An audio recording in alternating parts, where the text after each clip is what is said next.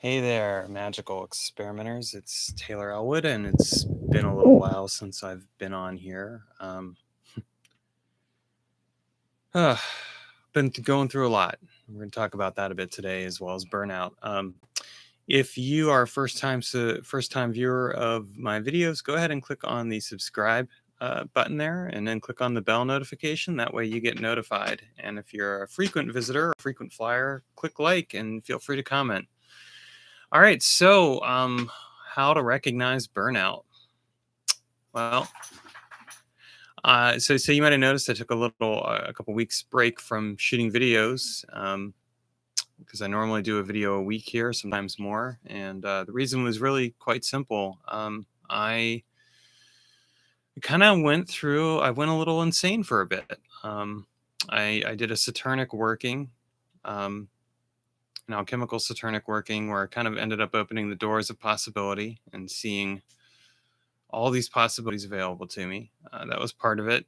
Part of it was getting the divorce papers, and kind of having it really hit me that like the marriage is over, it's done, and that the life that I knew is gone.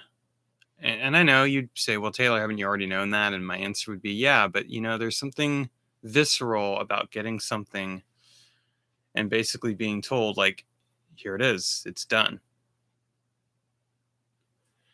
And all of that, just that, and also emailing my ex-wife and telling her to keep my one cat because I didn't think I was going to be able to take care of that cat. All that just kind of knocked me on my ass,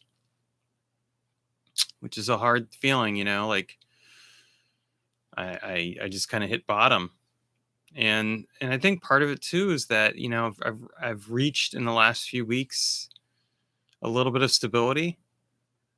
And it was interesting that because when I hit that bit of stability, that's when everything kind of came churning to the surface because I could no longer push it back.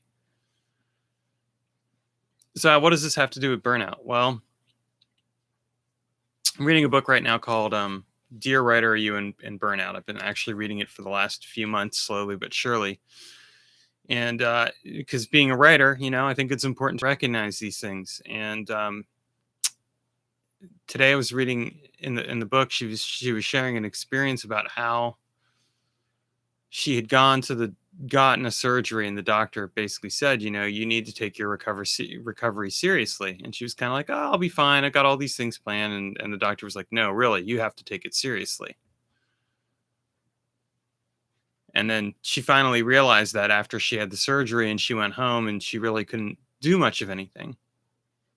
That's kind of what the experience of burnout is like. You get hit by some major events, and you end up spinning in circles and flailing around, as my friend Victoria puts it.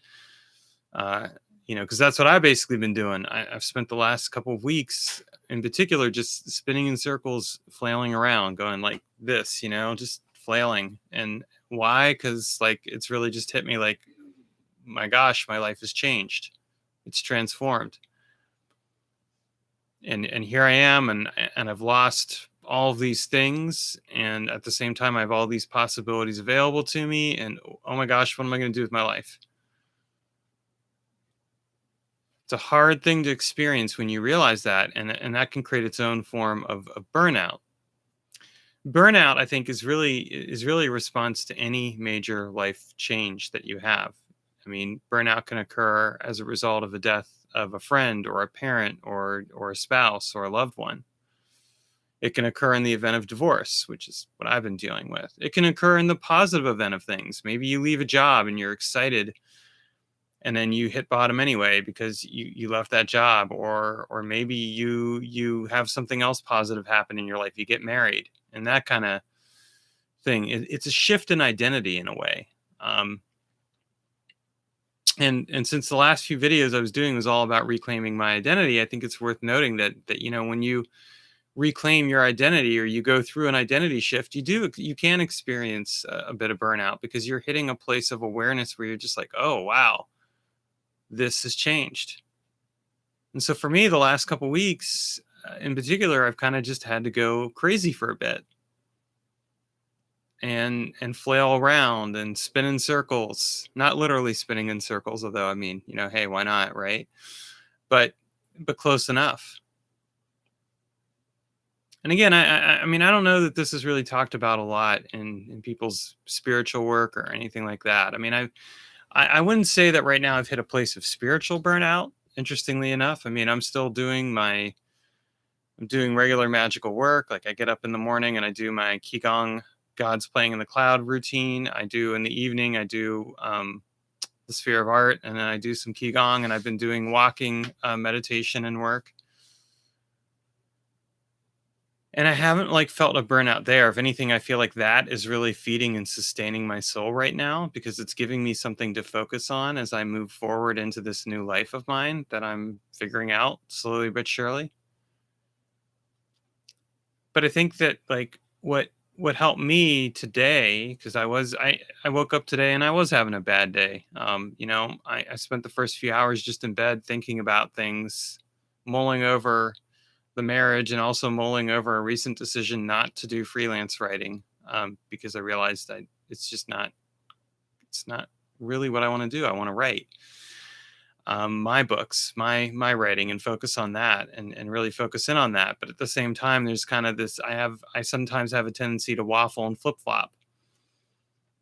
I think of that as partially a bit of my Libra tendencies, but also a bit of burnout right there too, because it's easier to again go in circles and not really get anything done, but feel like you're doing something, and that's kind of what was happening there.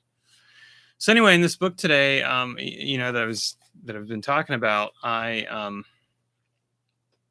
read this one passage, and she basically said that she came to realize that like the doctor basically said to her, you're going to probably feel like yourself in about a year after the surgery. I'll think about that, a year. Whew. I thought about that today as I was reading it, and I'm like, well, I'm 3 months into this whole divorce thing. I've got the paperwork now. I've got like one thing I still have to do. But other than that, everything's basically done as far as the divorce goes. But the healing process, the grieving, the pain, the sadness, and the figuring out of my life, that's just starting. And I realized, it's true. It's probably going to take me a fair bit of time to recover. It's probably going to take me a fair bit of time before I get to a place where I'm not feeling this way, where I start to feel like myself. And so what do I do with that? Well, one, I recognize I am in a state of burnout. It may not be, I recognize, for example, that on the nights when I don't feel like writing, or the days I don't feel like writing, that instead of beating myself up about it, I don't do that.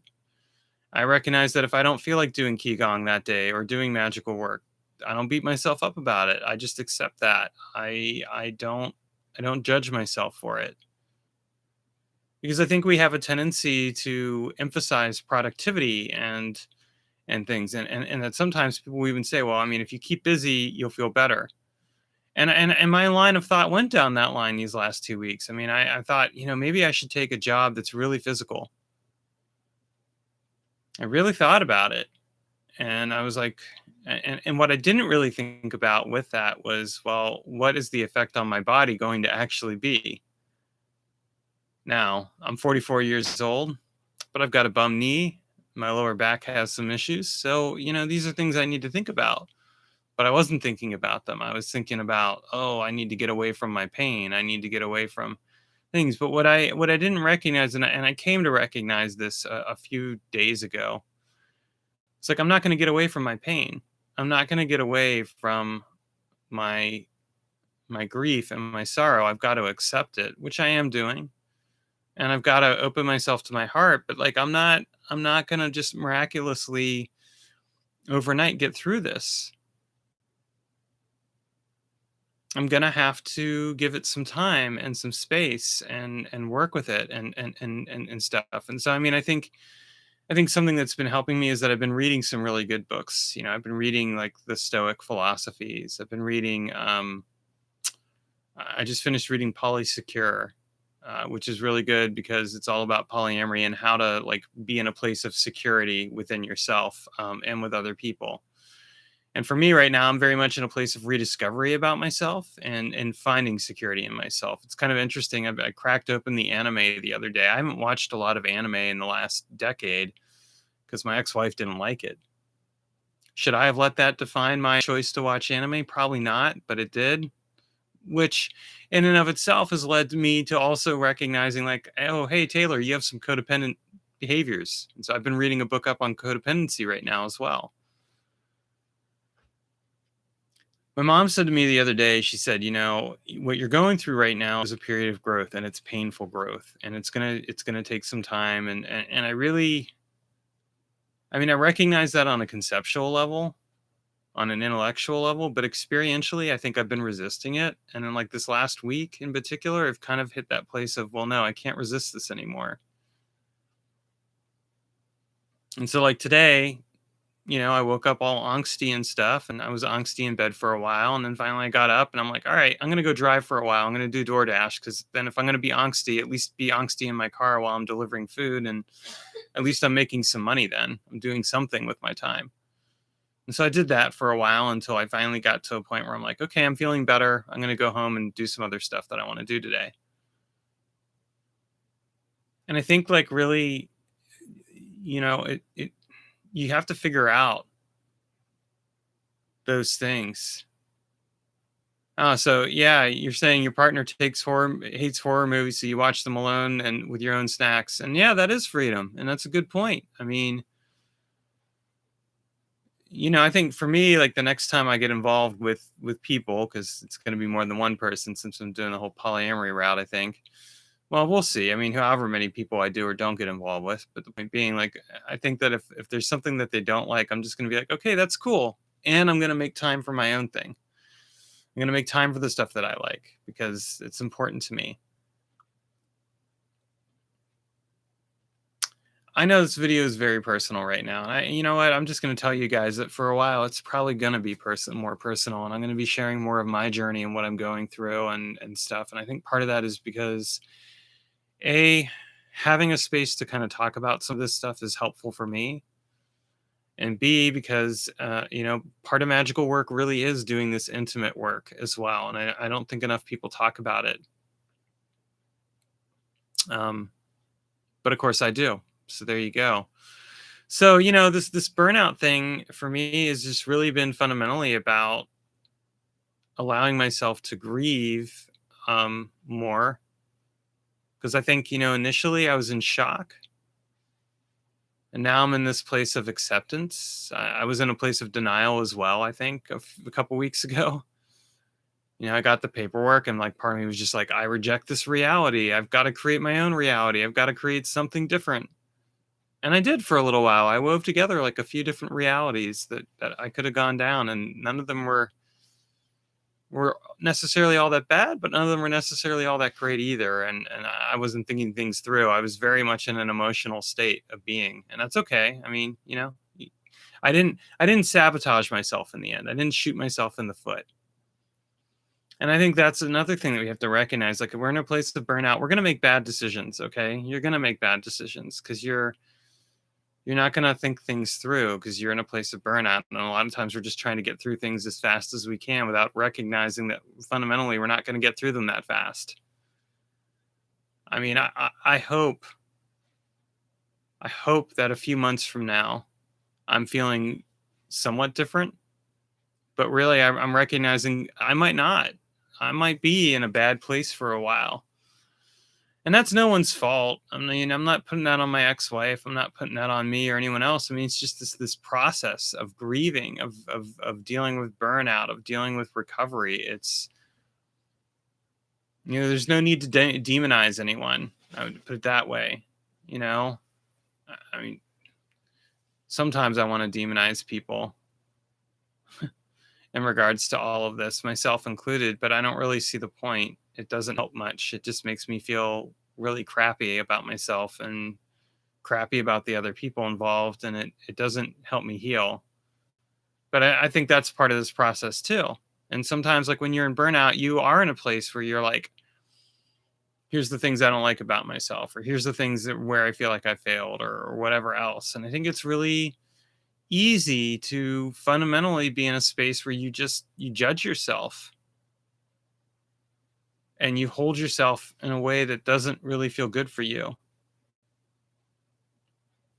So that's where I'm at, and I know that I've kind of touched on burnout, and maybe I'll touch on it again, maybe I won't, I don't know. But I wanted to share these thoughts with you and kind of let you guys know that I'm still alive and everything. Because I know I usually post a bit more frequently on here. I just hit a place where I kind of needed to go insane and be with myself for a bit. Still feeling that way in some ways, but I'm also feeling, I don't know, a little bit hopeful. Not that I'm in a rush to like get anywhere or do anything, but maybe just a little bit hopeful that, as I settle into the life I have right now and I give myself some time to rest and recover, that maybe just maybe I will feel better down the line, and I'll get to a different place and I'll look back and recognize that I made the right decision. I'll admit there are days like today I kind of went back and forth like, did I make the right decision to leave? On one level, I know I made the right decision to leave. I was in a not good situation.